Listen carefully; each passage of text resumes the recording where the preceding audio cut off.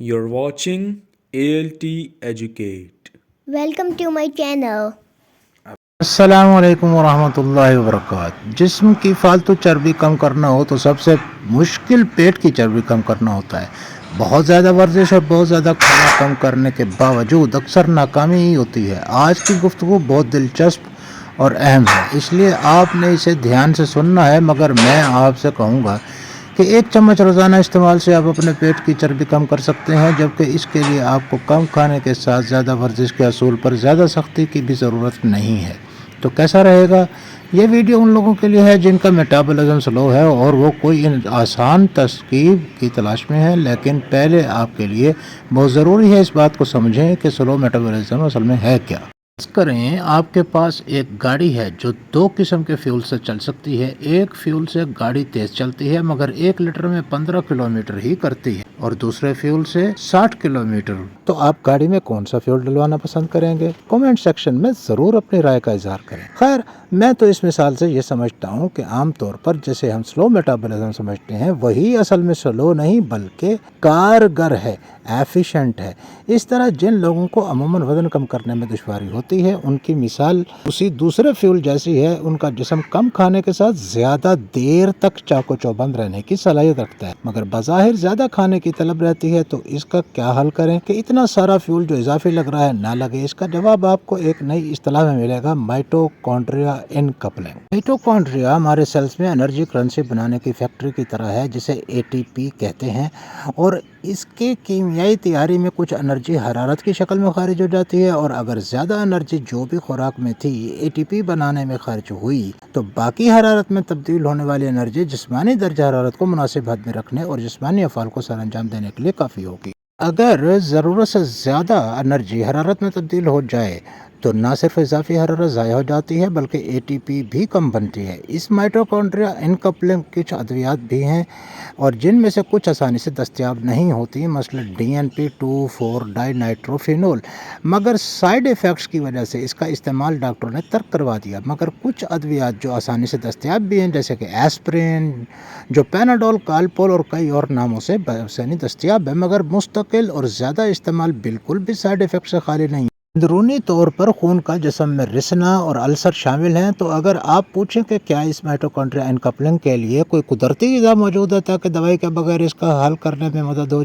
जी हाँ, इस ग़िज़ाई जुज़ को रेस्वेट्रोल कहते हैं। ये अंगूर, ब्लूबेरीज, कर्नबेरीज, डार्क चॉकलेट और पिस्ता में पाया जाता है। ये खुराक का जुज़ अलबत्ता वाफिर मकदार में एक अद्वियाती पौधे जो आम तौर पर जापानीज़ नॉटवीड के नाम से मशहूर है पाया जाता है, मगर जहाँ उर्दू बोली और समझी जाती है वहाँ पंसार से इसे आप अंजबार की जड़ कहकर तलब कर सकते हैं। आप अंजबार के पत्तों की चाय से भी रेस्वेट्रोल हासिल कर सकते हैं, लेकिन आप अगर इसकी जड़ का पाउडर इस्तेमाल करें तो अच्छी खासी मिकदार हासिल करने में कामयाब हो जाएंगे। इससे पहले कि हम बात मज़ीद आगे बढ़ाएं, एक दिलचस्प हकीकत की तरफ तवज्जो दिलाना चाहते हैं कि ये जो चीज़ें हमने रेस्वेट्रोल के हसूल के लिए बताई हैं, पॉलीफिनोल्स से भरपूर होते हैं, और ये पॉलीफिनोल्स ही हैं जो माइटोकॉन्ड्रिया इनकपलिंग का बाइस है। इसी तरह एक और चीज़, एक और कीमियाई जो हमारे जिस्म में उस वक्त पैदा होता है जब दिन में 2 खानों के दरमियान कम से कम 10 से 12 घंटे वक्फा हो, और वो है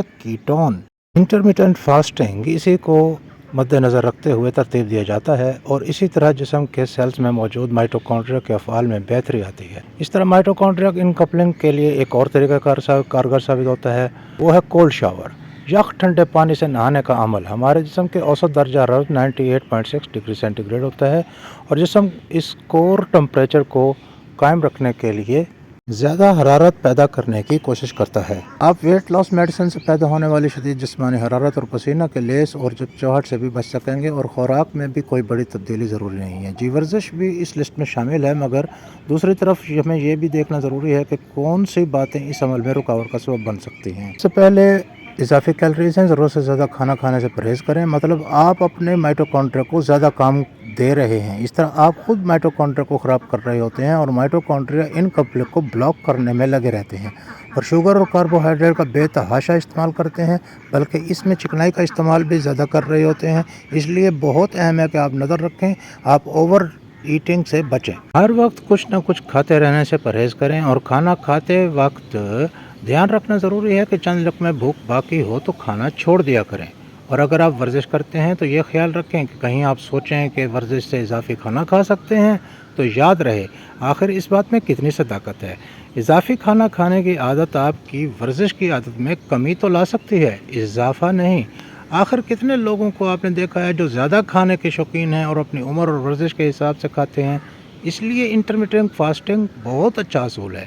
آپ سنیکس لیتے رہنے سے پرہیز کرتے ہیں۔ مائٹوکونڈریا انکمپلیٹ کو بلاک کرنے میں بڑھتی ہوئی عمر کے ساتھ ساتھ بہت سی عام استعمال ہونے والی ادویات بھی شامل ہیں، جیسے کہ شوگر کے مریضوں میں میٹفارمن کا استعمال، کولیسٹرول کے لیے اسٹیٹن استعمال، دل کے مریضوں میں بیٹا بلاکرز کا استعمال، اور بہت سی اینٹی بایوٹک ادویات بھی شامل ہیں۔ مزید معلومات کے لیے اینڈ اسکرین پر کلک کریں۔ شکریہ۔